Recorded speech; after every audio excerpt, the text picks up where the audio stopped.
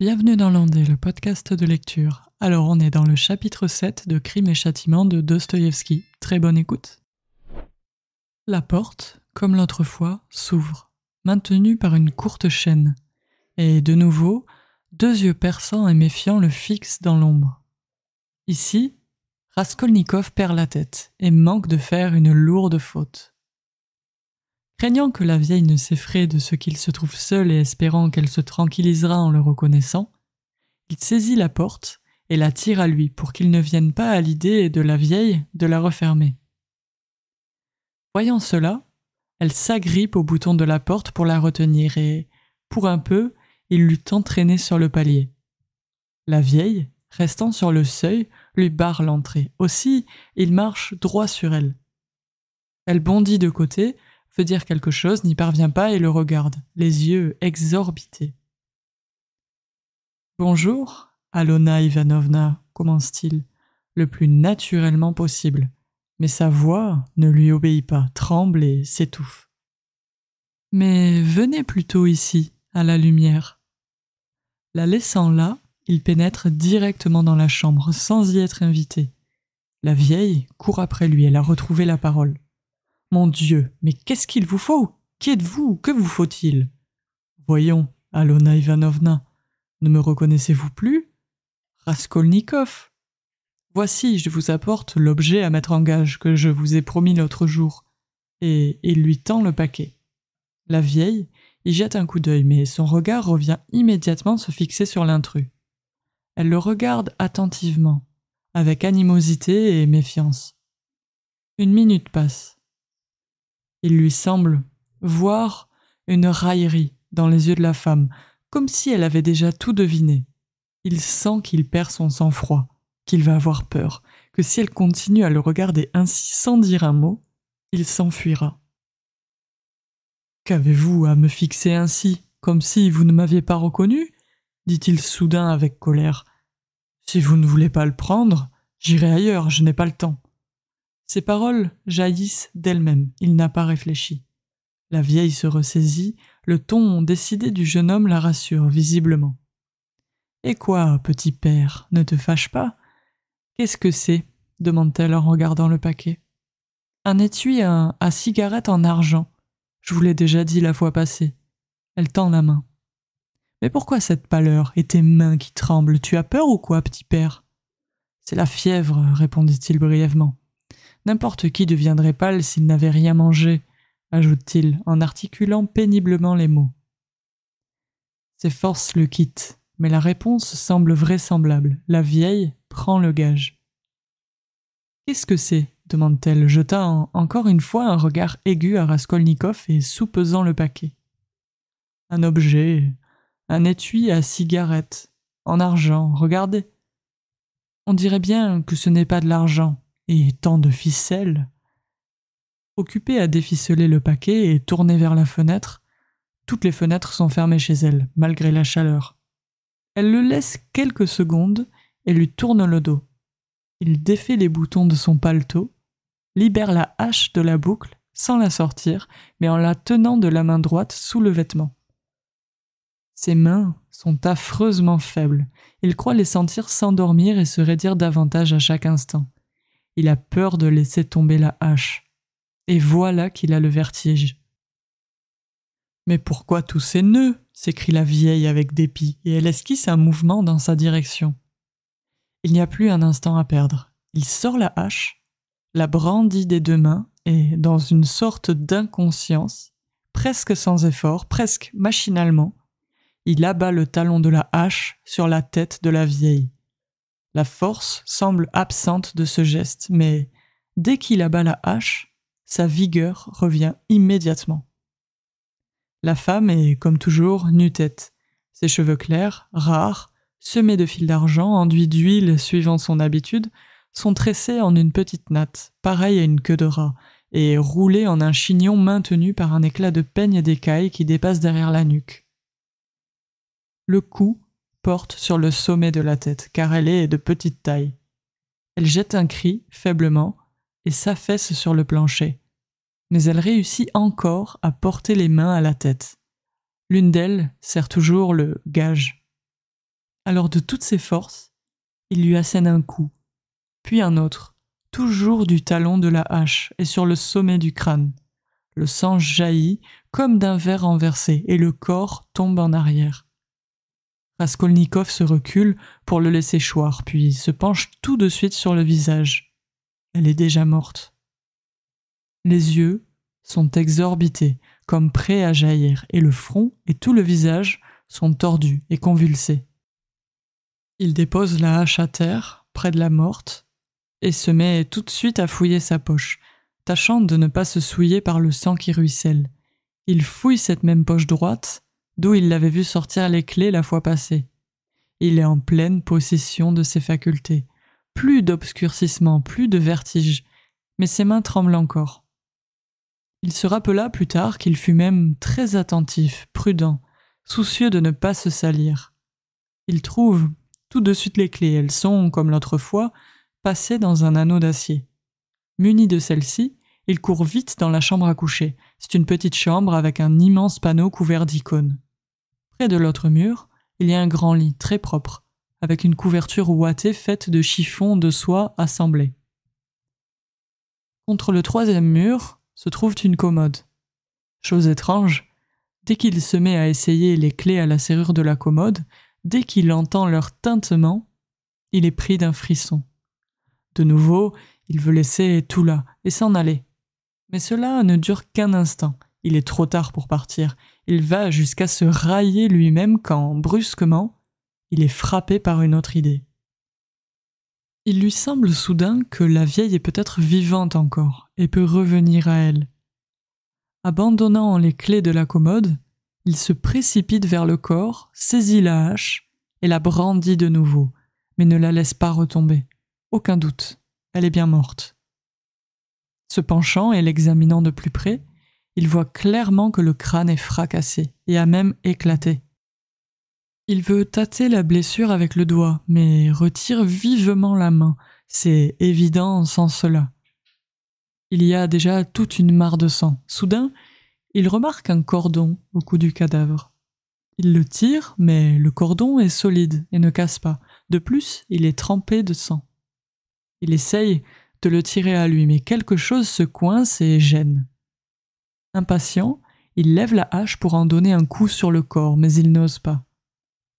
Après avoir peiné 2 minutes, s'être souillé les mains et sali la hache, il parvient avec difficulté à couper le lacet sans toucher le corps. Il le tire à lui. Il ne s'était pas trompé, une bourse. Le cordon porte 2 croix, l'une de cyprès et l'autre de cuivre. En outre, une petite icône émaillée et enfin, la bourse en peau de chamois, graisseuse, cerclée de fer et munie d'un anneau. Elle est pleine à craquer. Raskolnikov la fourre en poche sans l'examiner, jette les croix sur la poitrine de la vieille et se précipite à nouveau dans la chambre à coucher. Il se hâte le plus qu'il peut. Il saisit les clés et se remet à les essayer. Mais cela ne va pas, les clés ne s'adaptent pas. Ce n'est pas que ses mains tremblent, mais il se trompe continuellement. Il voit, par exemple, que ce n'est pas la clé qu'il faut, qu'elle ne s'adapte pas, et il la pousse quand même. Il se rappelle soudain que cette grande clé, celle avec le paneton dentelé, qui balance là avec les autres, n'ouvre probablement pas la commode, mais plus vraisemblablement un coffret, comme il l'avait déjà supposé la fois passée. Tout est sans doute caché dans ce coffret. Il laisse la commode et regarde sous le lit, sachant que les vieilles femmes y mettent habituellement leurs objets de valeur. En effet, il y a là un grand coffret, de plus de 2 pieds de long, avec un couvercle bombé, recouvert de maroquin rouge, serré de clous de fer. La clé dentelée s'adapte, et le coffret s'ouvre. Tout au-dessus, sous un drap de lit blanc, il y a un petit manteau rouge, doublé de peau de lapin. En dessous, une robe de soie puis un châle, et il semble qu'ensuite, il n'y ait plus que des chiffons. Tout d'abord, il se met à nettoyer ses mains, souillées de sang, à l'étoffe du petit manteau. C'est rouge, le sang y sera moins apparent, se dit-il, mais tout à coup, il se reprend, effrayé. Mon Dieu, deviendrais-je fou ? Il a à peine remué les étoffes qu'une montre d'or glisse du petit manteau, il se hâte de tout retourner. En effet, dans les chiffons sont cachés des objets d'or, probablement engagés, des bracelets, des chaînes, des pendants d'oreilles, des épingles, etc. Certains dans des écrins, d'autres emballés dans du papier de journal, mais soigneusement, dans des feuilles doubles et bien ficelées. Sans plus tarder, il se met à s'en bourrer les poches, sans choisir, sans ouvrir ni écrin ni emballage, mais il n'a pas le temps d'en prendre beaucoup. Il lui semble, tout à coup, qu'il entend marcher dans la chambre où se trouve la vieille. Il s'arrête et retient son souffle. Mais tout est calme, et il croit s'être trompé. Soudain, il entend clairement un léger cri, un gémissement rapidement étouffé. Ensuite, pendant 1 minute ou 2, un silence de mort. Il est accroupi, près du coffret et attend, osant à peine respirer. Mais brusquement, il sursaute, saisit la hache et s'élance hors de la pièce. Au milieu de la chambre, Lisaveta, un paquet à la main, est debout et regarde, pétrifiée, blanche comme un linge et sans voix, sa sœur assassinée. Le voyant accourir, elle se met à trembler comme une feuille et ses traits se tordent et se crispent d'effroi. Elle soulève le bras, ouvre la bouche mais ne crie pas. Elle se met à marcher à reculons, lentement, vers le coin. Elle le regarde fixement, les yeux dans les yeux, mais elle ne crie toujours pas, comme si l'air lui manquait.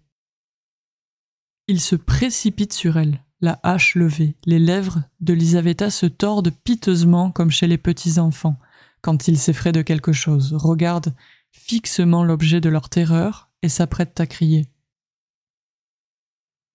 Lisaveta est à ce point simple, à ce point habituée aux coups et aux brimades, qu'elle ne lève même pas la main pour se protéger le visage, quoi que ce soit le geste le plus naturel à faire en cet instant où la hache est levée au-dessus de sa figure. Elle se contente d'étendre un peu le bras gauche, pas même pour garder son visage, mais bien comme pour écarter le meurtrier. Le coup porte droit sur le crâne et le tranchant fend toute la partie supérieure du front depuis le sommet de la tête.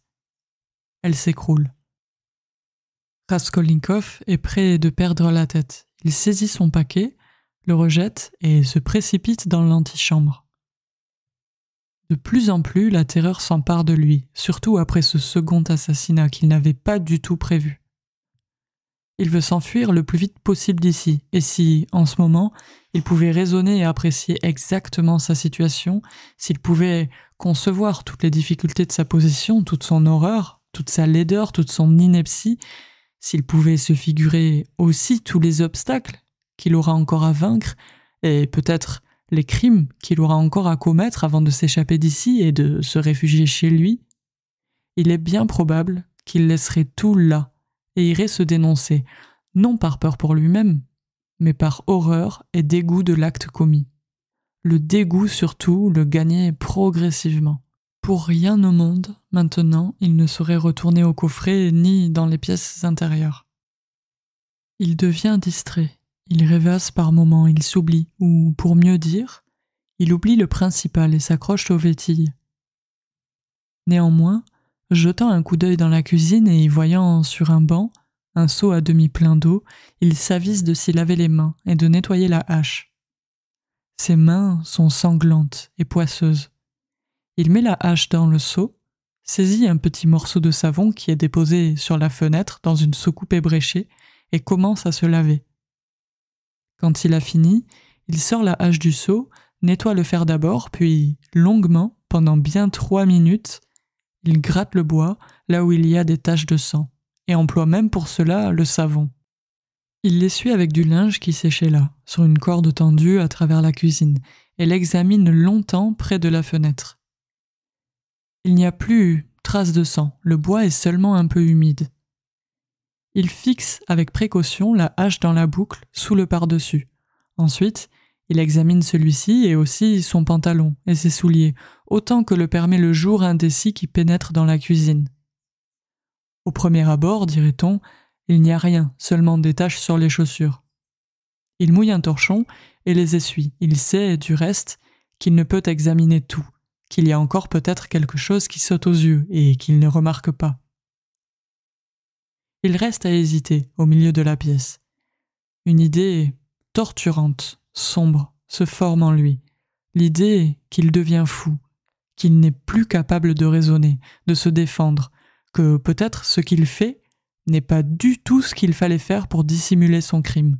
« Mon Dieu, il faut partir vite !» murmure-t-il, et il s'élance dans l'antichambre.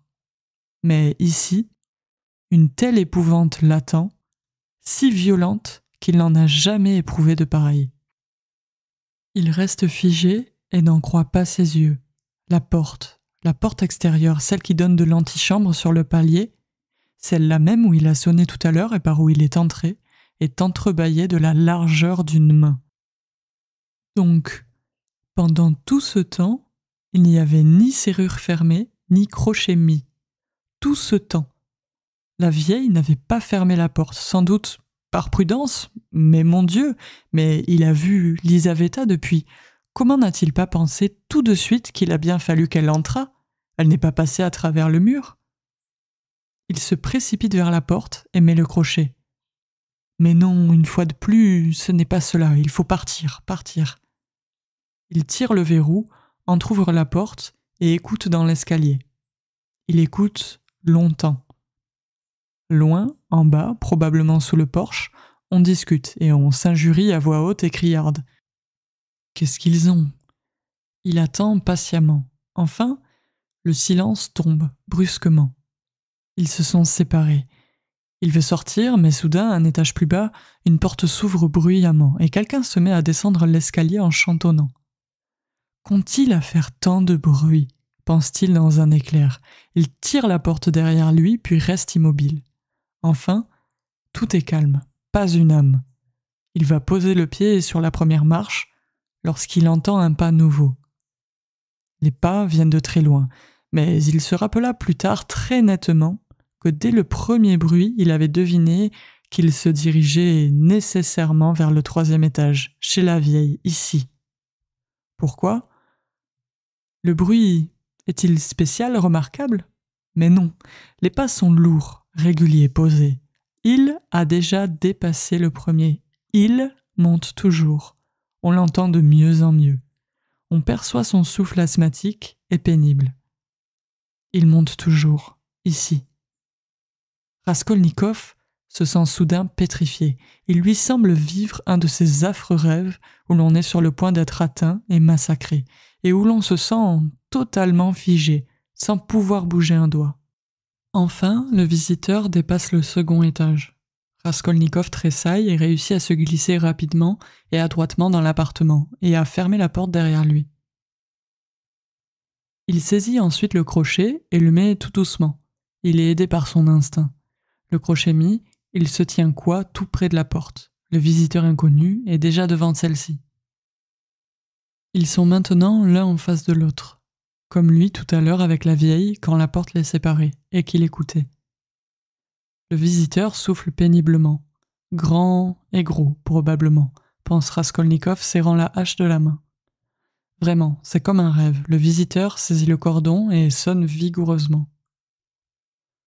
Dès que la sonnette fait entendre son bruit de ferblanterie, il lui semble que l'on bouge dans la chambre. Pendant quelques secondes, sérieusement, il tend l'oreille. L'inconnu sonne encore une fois, attend et soudain, impatient, se met à agiter de toutes ses forces le bouton de la porte. La terreur envahit Raskolnikov à la vue du crochet qui saute dans son anneau et il attend, plein d'obtuse épouvante, que le crochet se dégage de l'anneau. Vraiment, la porte est secouée si fortement que cela ne semble pas impossible. Il lui vient à l'esprit de maintenir le crochet de la main, mais l'autre peut deviner. Il s'égare. N'est-ce pas de nouveau le vertige ? Je vais tomber, pensa-t-il dans un éclair, mais l'inconnu se met à parler et Raskolnikov reprend immédiatement ses sens. Roupille-t-elle là-dedans ou les a-t-on toutes étranglées ? Maudite femelle, hurle-t-il d'une voix rauque. Oh là, Lisaveta Ivanovna, beauté immortelle, ouvrez, ah, les maudites, dorment-elles ou quoi ? Furieux, il secoue la sonnette une dizaine de fois de toutes ses forces. Il est évident que c'est un homme qui avait ses grandes et ses petites entrées ici. Au même moment, des pas menus et hâtifs se font entendre sur l'escalier tout près. quelqu'un d'autre arrive. Raskolnikov ne comprend pas immédiatement. « N'y a-t-il vraiment personne à la maison » demande le nouveau venu d'une voix sonore et gaie au premier visiteur qui continue à secouer la sonnette. « Bonjour, Coche. » D'après sa voix, il est probablement tout jeune, pense Raskolnikov. « Le diable le sait, j'ai presque arraché la sonnette, » répond Coche. « Et d'où me connaissez-vous ?»« Mais enfin, il y a 2 jours au Grand Brunus, je vous ai gagné 2 parties au billard. »« Ah !»« Alors ? Elles sont absentes ? Bizarre. En somme, c'est idiot. Où peut-elle bien être allée, la vieille ? J'ai affaire avec elle. »« Moi aussi j'ai une affaire, petit père. »« Alors quoi ? Il faut partir, ça. Je comptais bien me procurer de l'argent, » s'exclama le jeune homme. « Évidemment, il faut partir, mais pourquoi donner un rendez-vous ? C'est elle-même la sorcière qui me l'a fixé. J'ai dû faire un détour, et du diable si je sais où elle est allée. Elle est là toute l'année, la sorcière, elle croupit, elle a mal aux jambes, et la voilà partie à la fête, tout à coup. » Si l'on demandait au portier, demandez quoi ? Où elle peut être partie et quand elle reviendra ? Diable. Demandez. Mais elle ne va jamais nulle part. Et il tire encore une fois le bouton de la porte. Que le diable les emporte, il n'y a rien à faire, il faut partir. Arrêtez, crie tout à coup le jeune homme, regardez. Vous voyez comme la porte bouge quand on tire ? Et alors ? C'est donc qu'elle n'est pas fermée à clé, mais au crochet. Vous entendez comme le crochet cliquette ? Et alors ? Comment ne comprenez-vous pas ? C'est donc qu'il y a quelqu'un à la maison. Si elles étaient parties, elles auraient fermé la porte à clé de l'extérieur, et non pas au crochet, de l'intérieur. Tandis que, vous entendez bien le crochet qui cliquette. Pour mettre le crochet de l'intérieur, il faut être à la maison, vous comprenez ? Donc, elles sont chez elles, et elles n'ouvrent pas. Tiens, mais c'est bien cela, s'écria Coche, étonné. Mais alors, qu'est-ce qu'elles attendent ? Et il se met à secouer la porte, comme un fou. Arrêtez, s'écrie de nouveau le jeune homme, ne tirez pas. Il y a là quelque chose qui ne me revient pas. En somme, vous avez sonné, secoué la porte, et elles n'ouvrent pas. Donc, elles sont évanouies, ou bien... Quoi ? Voilà quoi, allons chercher le portier et laissons-lui le soin de les réveiller. Ça va. Et ils se mettent tous deux en route. Arrêtez, restez plutôt ici, et moi, j'irai chercher le portier. Pourquoi rester ? On ne sait jamais. Bon. Je me prépare pour la carrière de juge d'instruction, voyez-vous.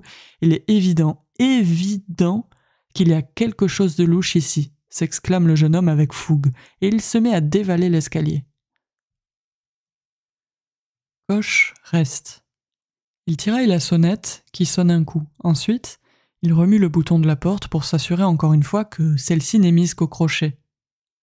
Ensuite, il se penche en soufflant et regarde par le trou de la serrure, mais la clé, mise à l'intérieur, bouche la vue. Il ne voit rien. Raskolnikov est toujours à la même place et il serre toujours la hache. Il est comme dans un délire. Il se prépare même à se battre avec ses hommes lorsqu'ils entreront. Pendant qu'il secouait la porte et se concertait, la pensée lui vint à plusieurs reprises d'en finir d'un coup et de leur crier quelque chose. Par moments, il avait eu l'idée de les quereller, de les railler, jusqu'à ce qu'ils forcent la porte. Que cela finisse vite, pense-t-il. Eh bien, que fait cet animal ? Le temps passe, une minute encore, personne ne vient, Coche remue. Eh bien, l'animal, s'exclame-t-il, tout à coup impatient, et il abandonne son poste, descend en se hâtant, à grand bruit de bottes dans l'escalier. Le bruit de ses pas s'éteint petit à petit. Mon Dieu, que faire ? Raskolnikov enlève le crochet, entr'ouvre la porte, n'entend rien, et soudain, sans plus réfléchir du tout, il sort, ferme la porte aussi bien qu'il peut, et se met à descendre. Voilà déjà 3 marches descendues. Tout à coup, il entend un vacarme plus bas. Où se cacher ? Il n'y a pas un endroit où se cacher. Il veut revenir sur ses pas, rentrer de nouveau dans l'appartement. Ah ! Démon, je t'aurai ! En criant à tue-tête, quelqu'un s'élance en coup de vent de l'appartement en dessous et dégringole l'escalier comme un bolide. Mitka, Mitka, Mitka ! Le démon !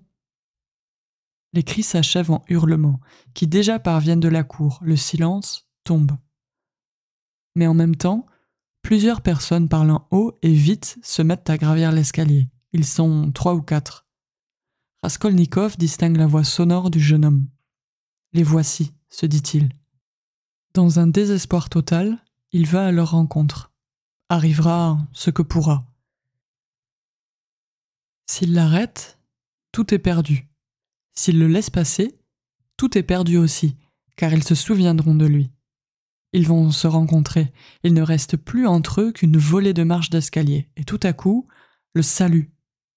Quelques marches plus bas, à droite, l'appartement vide, la porte grande ouverte, l'appartement où travaillaient les peintres qui maintenant sont partis, comme exprès. Sans doute étaient-ce eux qui, peu avant, étaient descendus en riant. Le plancher est fraîchement peint. Au milieu de la chambre, il y a une cuvette et une terrine avec de la couleur et un pinceau.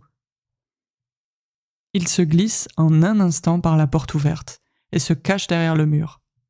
Il est temps, ils sont déjà sur le palier. Il tourne et passe outre, vers le 3e en parlant à voix haute. Il attend un peu, sort sur la pointe des pieds et s'élance vers la sortie. Personne dans l'escalier, personne sous le porche. Il sort rapidement et tourne à droite dans la rue.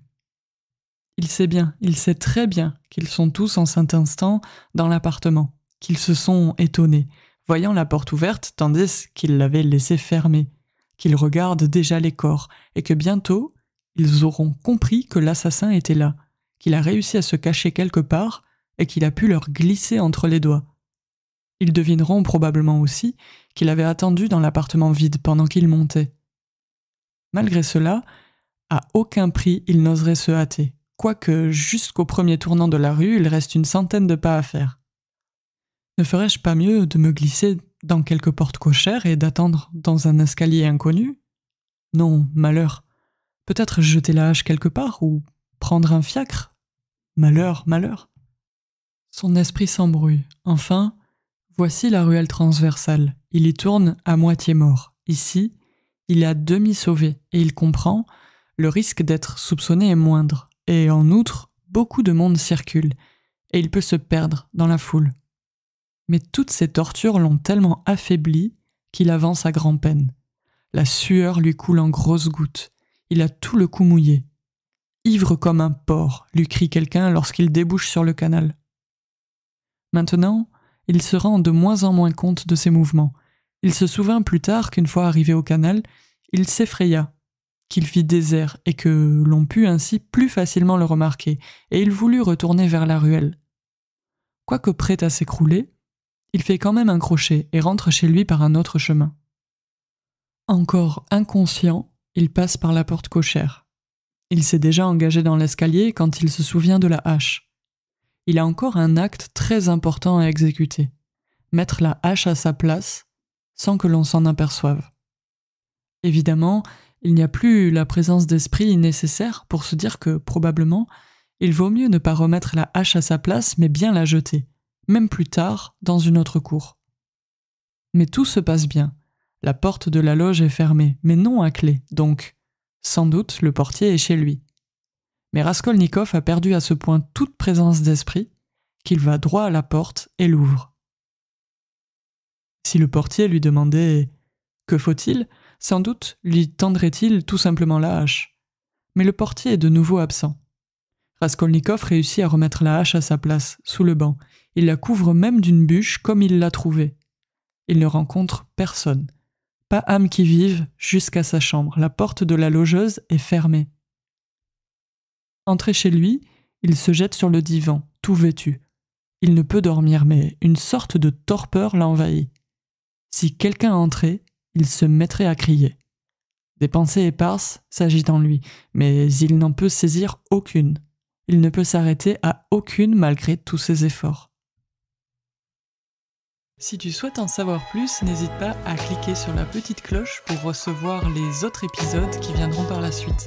Et puis, pourquoi pas, dans les commentaires, on peut papoter un peu, partager nos impressions, nos idées, tant que ça reste dans la bienveillance bien sûr. Sinon, je te souhaite de bonnes écoutes sur l'ondée, je te dis à très vite, ciao!